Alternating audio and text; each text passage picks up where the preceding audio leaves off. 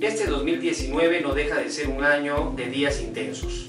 En los últimos días hemos visto cómo dos importantes instituciones del Estado agudizaron sus crisis. El Congreso de la República nuevamente fue escenario de confrontaciones. La bancada fujimorista mantiene su actitud desafiante, aunque luego de las últimas renuncias en sus filas, incluyendo la del presidente del Congreso, Daniel Salaverry, debiera llevarlos a un cambio de actitud,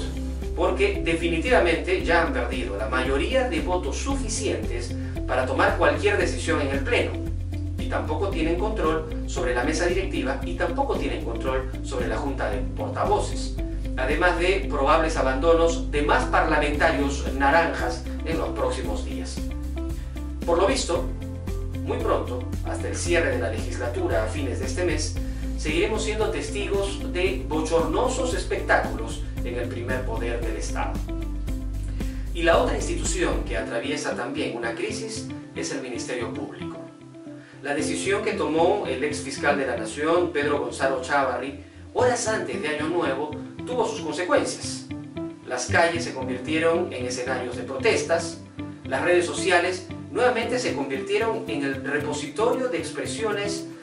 de todo calibre, ¿no? Sin embargo, en ambos casos, la exigencia de la renuncia de Chávarri era cada vez mayor, hasta que a inicios de esta última semana decidió dar un paso al costado, casi al mismo tiempo en el que nosotros nos enterábamos que su ex asesora, que también personal de la Secretaría General,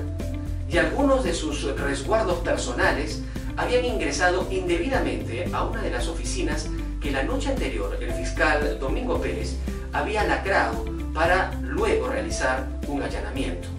Todo esto dio lugar a la designación interina de Zoraida Ábalos como la nueva fiscal de la Nación,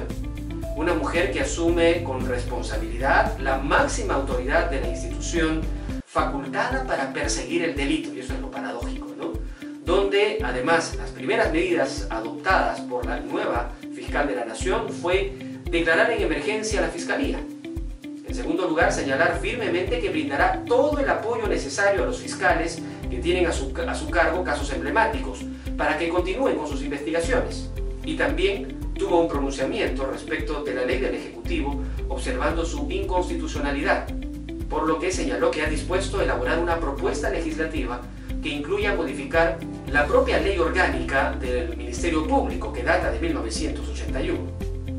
La siguiente batalla que tendrá que librar es decidir y tomar acción sobre los 14 casos que tiene que investigar como fiscal de la Nación y que involucra a los consejeros del CNM, a César Inostroza como presunto cabecilla de los cuellos blancos del puerto de esta organización criminal, e incluso a Gonzalo Chávarri por la supuesta obstrucción de la justicia y ahora por su probable participación directa en la violación del lacrado de las oficinas de sus asesores, además de las nuevas investigaciones que tendrá que iniciar una vez que los fiscales que van a viajar a Brasil recojan las pruebas y testimonios de los colaboradores eficaces de Odebrecht por el caso Lava Jato. En tanto, dentro de la misma Fiscalía también tendrá una ardua tarea de reorganización, porque ahora tiene bajo su responsabilidad dirigir 3 sistemas. El sistema fiscal a nivel nacional, con más de 5.000 fiscales. También tendrá que dirigir el sistema médico legal, el IML, que está abandonado y mal gestionado hace muchos años.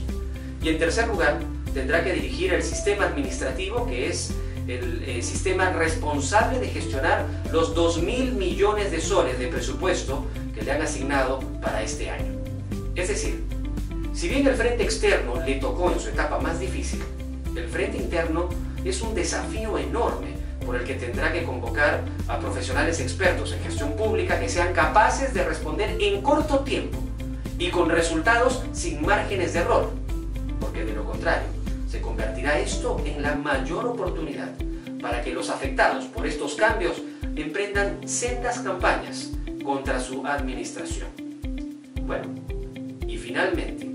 esperamos también que sus oídos estén protegidos para no hacer caso a algunas vocecillas externas del más alto nivel, que sin duda van a intentar influir en sus acciones y en sus decisiones, como podemos sospechar que sucedió con Pedro Gonzalo Chávarri durante su corto periodo y lamentable final.